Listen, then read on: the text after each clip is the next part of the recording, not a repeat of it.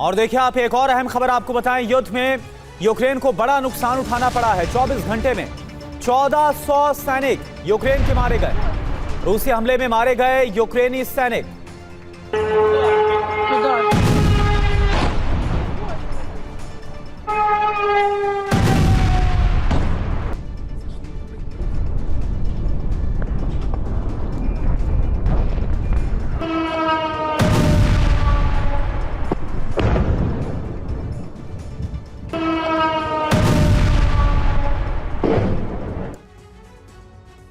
America अब रूस से पूर्ण युद्ध विराम की जगह सीमित सीजफायर पर बातचीत कर रहा है।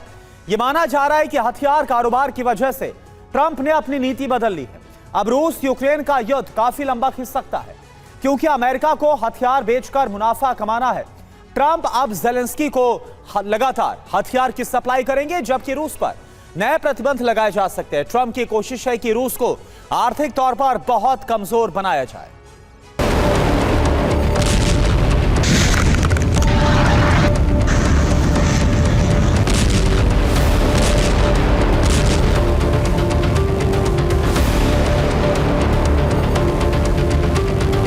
ट्रंप की रूस यूक्रेन नीति की गवाही देती ये दो तस्वीरें हैं। एक तरफ क्रेमलिन में ट्रंप के दूत विटकॉफ पुतिन से युद्ध विराम पर बातें कर रहे थे, तो दूसरी तरफ यूक्रेन अमेरिकी बम से रूसी कमांड पोस्ट को नष्ट कर रहा था।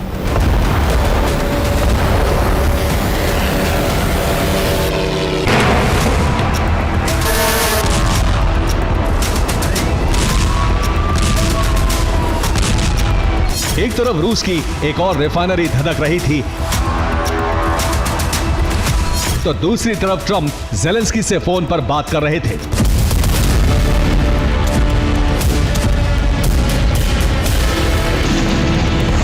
एक्सपर्ट्स अब रूस यूक्रेन युद्ध पर ट्रंप के प्लान को लेकर अलग अलग दावे कर रहे हैं। दावा है कि ट्रंप के लिए अहम अब हथियारों का कारोबार है। दावा किया जा रहा है कि युद्ध विराम कराना सिर्फ एक दिखावा है। ट्रंप की वजह से युद्ध अभी और लंबा चलेगा। सीज फायर के नाम मामूली समझौते हो सकते हैं। एक तरफ पुतिन पर युद्ध विराम के लिए दबाव बनाने का मिशन चल रहा है, तो वहीं यूक्रेन जो कर रहा है उससे पुतिन का गुस्सा और भड़क सकता है। यूक्रेन लगातार रूस पर बड़े हमले कर रहा है। क्रास्नोदर में यूक्रेनी ड्रोन हमले के बाद एफएप्सकी ऑयल रिफाइनरी में आग लग गई। यह रूस के लिए बहुत बड़ा नुकसान है। यूक्रेन रूस के रेलवे स्टेशंस को लगातार निशाना बना रहा है। कोशिश रूसी सेना की सप्लाई लाइन को काटना है। इसी कड़ी में यह हमला वोल्गोग्राद के सुरोविकिनो स्टेशन पर हुआ। वोल्गोग्राद से दक्षिण यूक्रेन में हथियार सप्लाई होती है। दक्षिणी हिस्से में मौजूद सेना को रसद भी यहीं से भेजी जाती है, लेकिन हमले के बाद इस रेल रूट को बंद करना पड़ा है।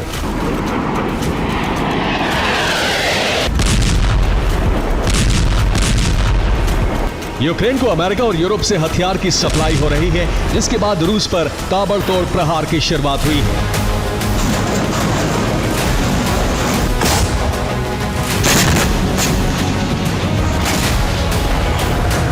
यूक्रेन के जिन इलाकों में रूसी सेना बेहद तेज रफ्तार से आगे बढ़ रही थी, वहां अब जबरदस्त पलटवार की शुरुआत हो चुकी है।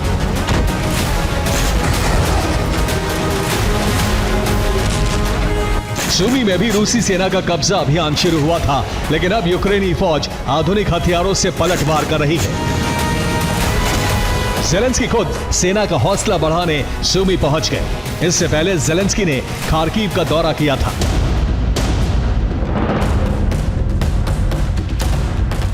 एक तरफ रूस पर बड़े पलटवार की तैयारी है, तो दूसरी तरफ जेलेंस्की युद्ध विराम की उम्मीद भी कर रहे हैं। ट्रंप भी युद्ध विराम की उम्मीद कर रहे हैं और पुतिन से जल्द मुलाकात करना चाहते हैं। लेकिन एक्सपर्ट मान रहे हैं कि युद्ध विराम मौजूदा हालात में नहीं हो सकता, क्योंकि ट्रंप के हथियारों की वजह से ही रूस को बड़ा नुकसान हो रहा है और रूसी सेना इसका इंतकाम लेने के लिए हमला करेगी। यानी युद्ध और भीषण होने वाला है। सिर्फ सूमी में ही रूस के 300 से अधिक सैनिकों की मौत हो गई है। सूमी में एक बार फिर से यूक्रेनी फौज ने पलटवार किया। सूमी में यूक्रेनी सेना ने मशीन गन से प्रहार, रॉकेट लॉन्चर और ड्रैगन ड्रोन जैसे हथियारों का इस्तेमाल किया, लेकिन इसका असर बहुत अधिक हुआ है। सूमी में कब्जे के मिशन से दाखिल हुई रूसी फौज पर आसमान और जमीन से लगातार हमले किए गए। सूमी में ऑपरेशन चलाने का प्लान यूक्रेनी खुफिया एजेंसी ने तैयार किया था। यूक्रेन के भीषण प्रहार से 330 रूसी सैनिकों की मौत हो गई। सूमी में 10 दिनों में यह दूसरा हमला है। सूमी में मौजूद रूसी सेना एक बार फिर से पीछे जाने के लिए मजबूर हो गई है। आप देखिए।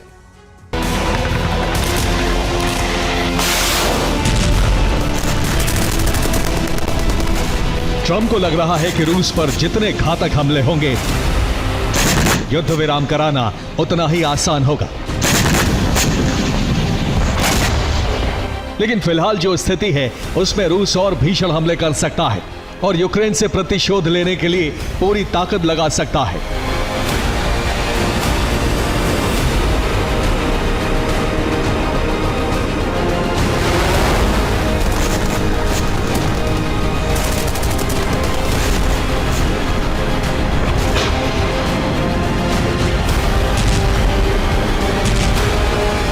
एक्सपर्ट्स मान रहे हैं कि ट्रंप इस वक्त युद्ध को पूरी तरह से नहीं रुकवाएंगे, क्योंकि नेटो देश अमेरिका से हथियार खरीद रहे हैं। यूक्रेन भी अमेरिका से हथियारों की डील कर रहा है। अमेरिका को हथियार बेचकर भारी मुनाफा हो रहा है। यूक्रेन की मदद के लिए यूरोप के देश अमेरिका से हथियार खरीद रहे हैं, लेकिन अगर युद्ध विराम हो गया तो हथियारों की डील भी कैंसिल होगी, जिससे अमेरिका को बहुत अधिक नुकसान होगा।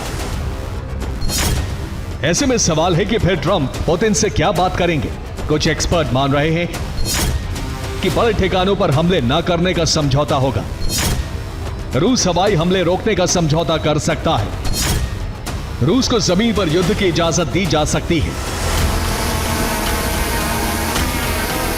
यूक्रेन की सबसे बड़ी ताकत ड्रोन है। अमेरिका भी यूक्रेन से ड्रोन ले रहा है। ऐसे में ड्रोन युद्ध रुकवाने पर अमेरिका को भारी मुनाफा हो सकता है। जमीनी युद्ध के लिए हाइमर्स की डिमांड होगी। गोला बारूद और टैंक का कारोबार बढ़ जाएगा। आर्टिलरी और बख्तरबंद वाहनों को यूक्रेन भेजा जाएगा।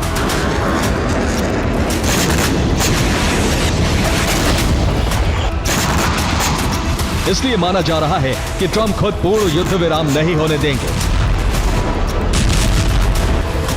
रूस को जमीन पर युद्ध करके यूक्रेन में कब्जे का लालच दिया जा सकता है। ऐसे में यूक्रेन में कई वर्षों तक युद्ध चलता रहेगा और अमेरिका का हथियार कारोबार बढ़ता रहेगा। ट्रंप ने ज़ेलेंस्की के साथ नेटो देशों के लीडर्स से भी बात की है। एक्सपर्ट मान रहे हैं कि ट्रंप युद्ध को यूक्रेन तक सीमित रखना चाहते हैं। पुतिन से यूरोप में हमला न करने की डील हो सकती है। ट्रंप नेटो देशों को सुरक्षा की गारंटी दे सकते हैं। पुतिन से यूरोप पर हमला न करने की शर्त रखी जा सकती है। ऐसे में यूरोप यूक्रेन को और हथियारों की सप्लाई करेगा। सूमी की तरह ज़ेपोरिज़िया में भी यूक्रेन ने हमला तेज कर दिया है। सूमी और ज़ापोरिज़िया में यूक्रेनी सेना का ऑपरेशन तेज हो गया है। यूक्रेनी फौज ने फिर कब्जे वाले इलाके में हमला किया है। यूक्रेन ने फाइटर जेट का इस्तेमाल करते हुए रूसी सेना के कमांड पोस्ट को नष्ट कर दिया। यूक्रेन ने हमले के लिए अमेरिकी GBU-62 का इस्तेमाल किया। ज़ापोरिज़िया में भी यह दूसरा बड़ा हमला है। इससे पहले रूसी सेना के काफिले को टारगेट किया गया था। देखिए आप। ज़ेलेंस्की को घातक हथियार और पुतिन को प्रतिबंधों का डर।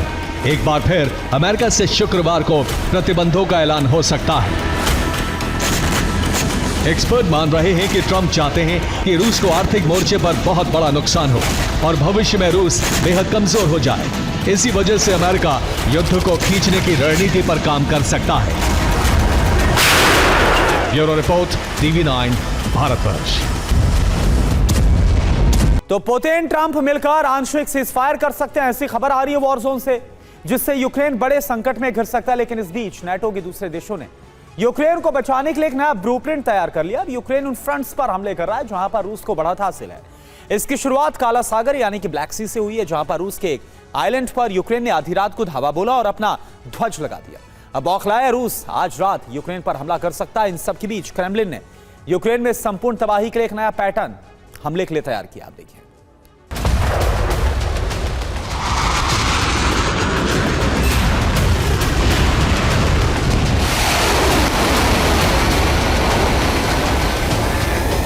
एक दो हमले को छोड़ दिया जाए तो अभी तक काला सागर शांत था, लेकिन अब धधक उठा है।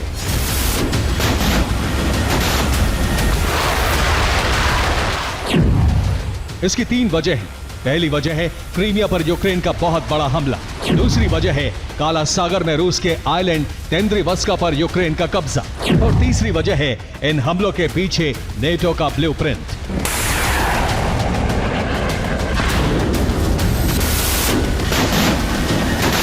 यानी अब काला सागर फिर से युद्ध का एपिसेंटर बन चुका है।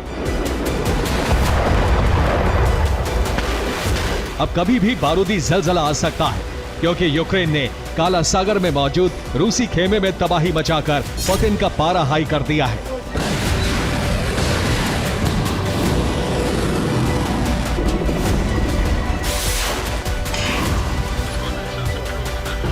अब आज रात रूस पलटवार करके अपने आइलैंड को वापस ले सकता है, साथ ही यूक्रेन के बंदरगाहों को बर्बाद कर सकता है।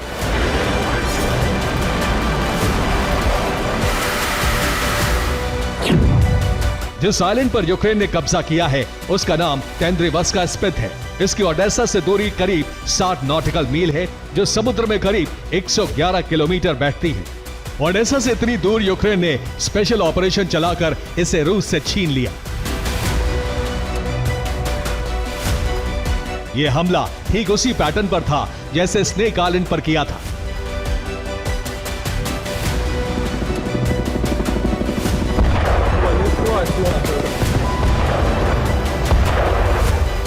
यूक्रेन ने 30 जून को स्नेक आइलैंड रूस से वापस ले लिया था, जबकि रूस ने यूक्रेन पर हमले की शुरुआत स्नेक आइलैंड से ही की थी।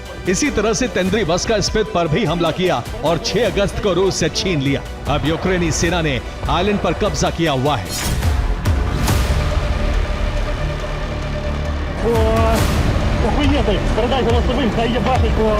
बाल्टिक सागर में पहले ही नेटो और रूस में टकराव बढ़ रहा है, जबकि अब काला सागर में भी दोनों के बीच तनाव बढ़ गया है, क्योंकि तेंद्रिवस्का स्पित पर हमले का पूरा प्लान नेटो ने बनाया है।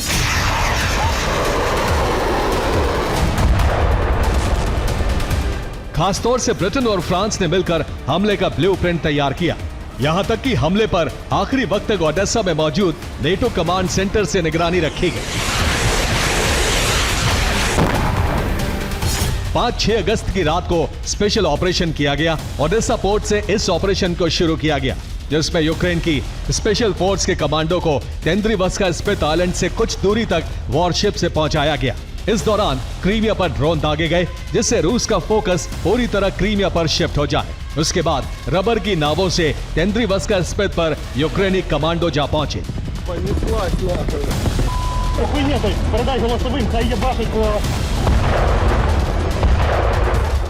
यूक्रेनी कमांडो ने सबसे पहले वहां गश्त कर रही रूसी बोट को तबाह किया। उसके बाद तेंद्रिवस्का स्पित आइलैंड में जा घुसे। इस दौरान यूक्रेन ने सी ड्रोन का भी इस्तेमाल किया, साथ ही छापामार तरीके से आइलैंड पर मौजूद रडार स्टेशन उड़ा दिए। रूसी सैनिकों को समझने में काफी देर लगी, क्योंकि क्रीमिया के कमांड सेंटर से तेंद्रिवस्का स्पित का संपर्क पूरी तरह से काट दिया गया था, जबकि सेवेस्तोपोल पर खड़े वॉरशिप और कॉम्बैट बोट पर भी हमले किए जा रहे थे।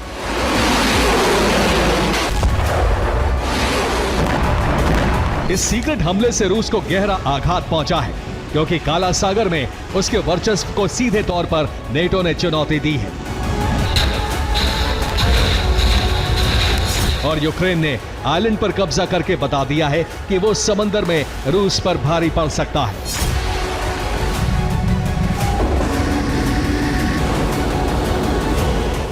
यूक्रेन ने समुद्र में हमले का पैटर्न बदला है। काला सागर में यूक्रेन का अब तक का यह सबसे बड़ा हमला है। अब काला सागर में सबसे बड़ी जंग शुरू हो सकती है, क्योंकि इस हमले के पीछे नेटो का हाथ है। नेटो लगातार यूक्रेन को हथियार भी भेज रहा है। यूक्रेनी सैनिकों ने तेंद्रिवस्का आइलैंड पर यूक्रेनी ध्वज भी लगा दिया। ये सीधे तौर पर रूस को चुनौती है कि अब काला सागर में यूक्रेन फ्रंट फुट पर आ गया है। अब रूस पलटवार जरूर करेगा, क्योंकि काला सागर पर यूक्रेन हावी हो गया तो पुतिन के ब्लैक सी प्लान का खात्मा हो जाएगा। रूस काला सागर रूट पर कब्जा करके पूर्वी यूरोप का कारोबार रोक देना चाहता है।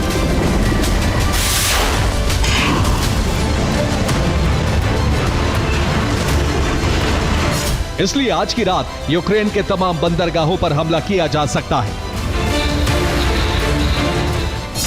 सबसे पहला टारगेट ओडेसा पोर्ट है। इसका इस्तेमाल व्यापार और युद्ध गतिविधियों के लिए होता है। इसी पोर्ट से तेल और अनाज का निर्यात किया जाता है। यूक्रेन के समुद्री मार्ग का एंट्री पॉइंट है, जबकि मैकोलेव पोर्ट जो दक्षिणी यूक्रेन में पड़ता है, कार्गो शिप का सबसे बड़ा हब है।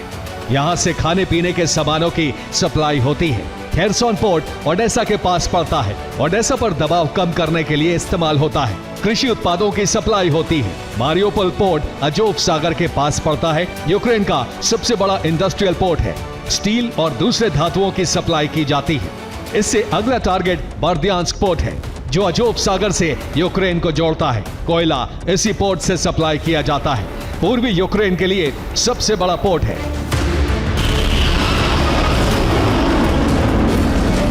इसके अलावा रूस जमीनी हमले भी बढ़ा सकता है। रूस आंशिक युद्ध विराम से पहले ज्यादा से ज्यादा इलाके पर कब्जा करना चाहता है।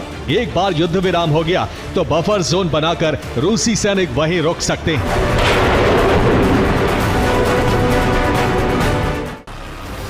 इसी वजह से रूस ने जमीनी जंग में भी हमले का पैटर्न बदला है। अब फ्रंट लाइन पर विदेशी लड़ाकों को भेजा जा रहा है, जो सीज फायर के बाद भी आगे बढ़ते रहेंगे। यानी रूस अपना ऑपरेशन जारी रखेगा। अब रूस की तरफ से चीन, north Korea, Afghanistan, Tajikistan, Uzbekistan, Serbia, Turkmenistan, Libya, Somalia के लड़ाके यूक्रेन से युद्ध लड़ रहे हैं। खासतौर से कुर्स्क, बेलगोरोद से लेकर सूमी और खार्किव में उन्हें उतारा गया है। जबकि इससे पहले वैगनर ग्रुप और चेचन लड़ाके भी रूस की तरफ से युद्ध में उतरकर तबाही मचा चुके हैं। दरअसल अब इसी पैटर्न को दोबारा शुरू करके रूस नेटो को काउंटर कर रहा है, क्योंकि नेटो बैकडोर से यूक्रेन की मदद कर रहा है। समंदर में रूस पर हमले का ब्लूप्रिंट नेटो ही तैयार कर रहा है। Bureau report, TV9 Bharatvarsh.